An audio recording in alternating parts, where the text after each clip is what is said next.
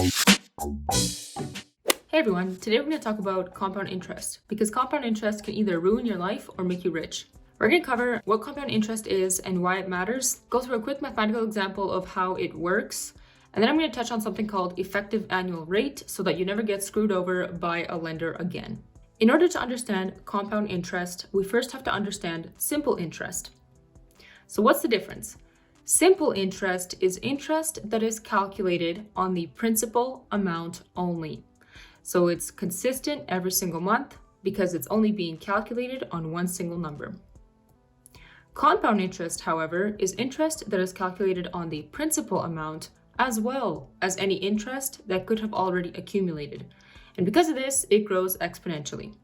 And when you plot simple interest and compound interest on a graph, this is what you get.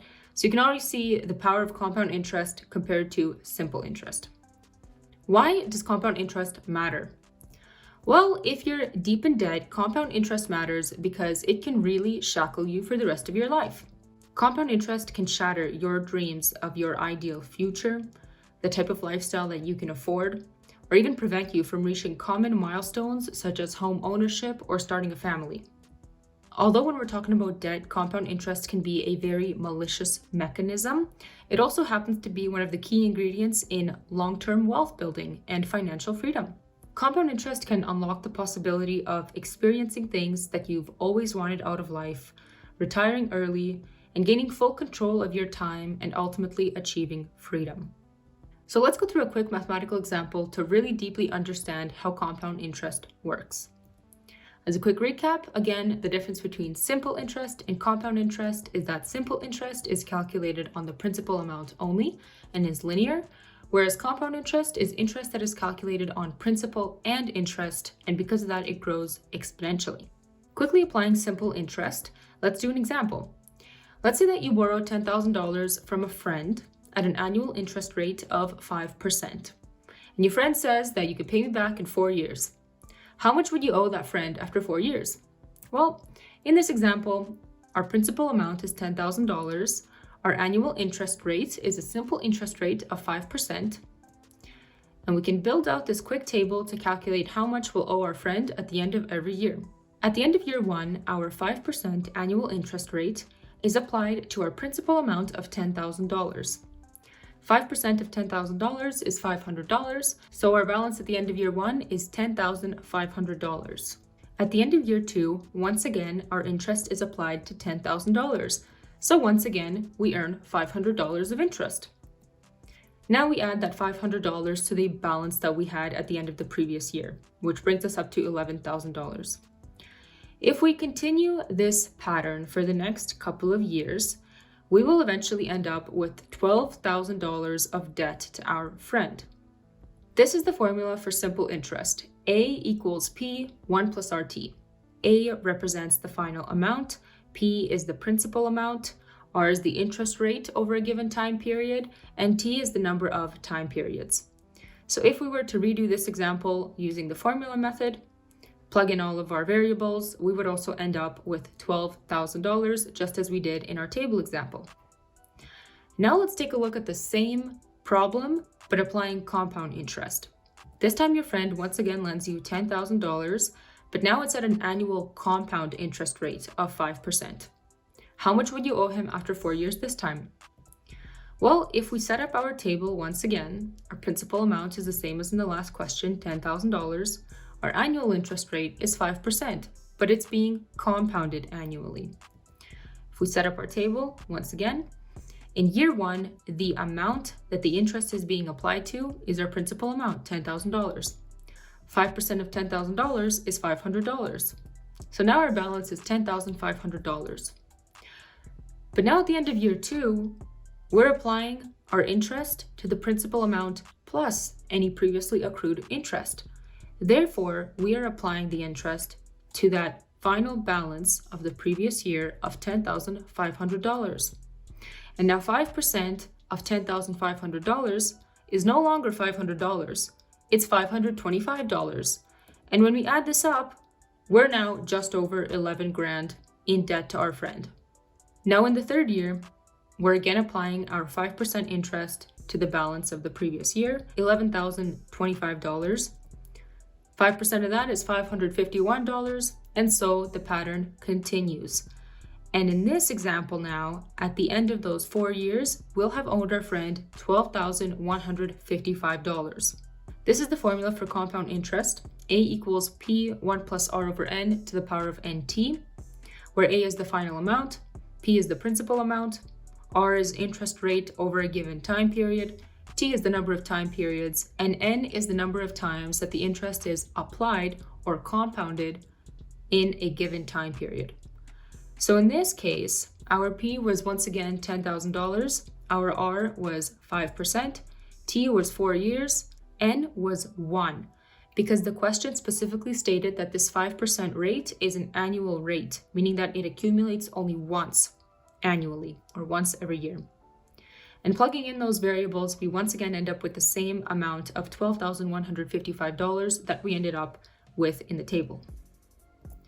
If we compare this to the result that we got in our previous example, this is $155 more than the $12,000 that we owed our friend when we applied simple interest.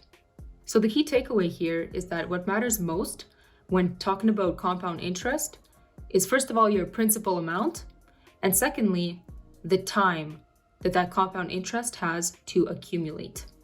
So what if you invested that $10,000 instead? Let's say that you held on to it for 25 years, you invested it. At the end of those 25 years, you would have ended up with just over almost $34,000. If we plot this investment on a graph and compare it to a simple growth versus the 5% compounded annually, we would see that the difference is $23,864. Which is pretty amazing for doing no work. Your money more than tripled in 25 years and you didn't have to really do anything. And that is exactly why Albert Einstein was quoted as saying that compound interest is the 8th wonder of the world. He who understands it, earns it. He who doesn't, pays it. So now let's talk about a quick concept called effective annual rate. The calculation for effective annual rate is essentially a conversion. You may have seen different wording for compounding.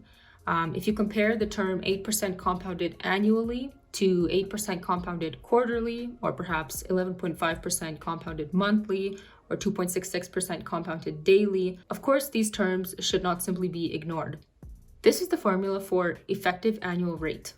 Effective annual rate equals 1 plus I over M to the power of M minus 1, where effective annual rate is a percentage, like any interest rate.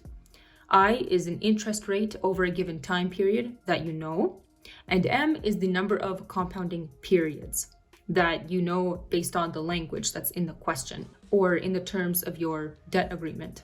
When we're talking about compounding quarterly, M is 4 because there's 4 quarters in 1 year. Monthly, M is 12 months in a year, and daily, you guessed it, M is 365 because there's 365 days in the year. This is a handy little chart summarizing the wording and the number of compounding periods that wording refers to. It's good to reference this if you're ever confused about the wording. Let's do a quick example. What is the effective annual interest rate corresponding to a rate of 12% compounding quarterly? So this question is asking us to convert 12% compounding quarterly into a rate that's compounding annually. Of course, this is the formula for effective annual rate. And in this question, I is 12%, that 12% that's given to us in the question. M is 4 because the question indicates that it's compounding quarterly. And when we plug in the numbers, our effective annual rate turns out to be around 12.551%, which is approximately 12.6%. Now, if we were to take this 12.6% compounded annually and extrapolate it to the next 25 years, this is the graph that we end up with when we compare 12% compounding annually versus 12.6% compounding annually, which is actually 12% compounding quarterly. Our $10,000 principal amount grew to $170,000 when 12% was compounding annually versus $192,186 when we were talking about 12% compounding quarterly. That's a difference of $22,000 which is quite a difference for just one change of wording in a question or in the terms of your agreement. Given what you know about compounding interest and the importance of the principal amount and time, imagine how much your money could grow if you gradually increased your nest egg over time. This is a calculation that you can do on this compound interest calculator that will take into account the time that you plan to invest, your principal amount, and any other contributions that you plan to make into your principal amount. It's pretty fun to play around with. I'll leave a link down below. I hope that this quick educational video was a good refresher or lesson about compound interest. I encourage you to leverage the power of compound interest starting as soon as possible. If you enjoyed this video or found it helpful, consider subscribing. And until my next video, bye.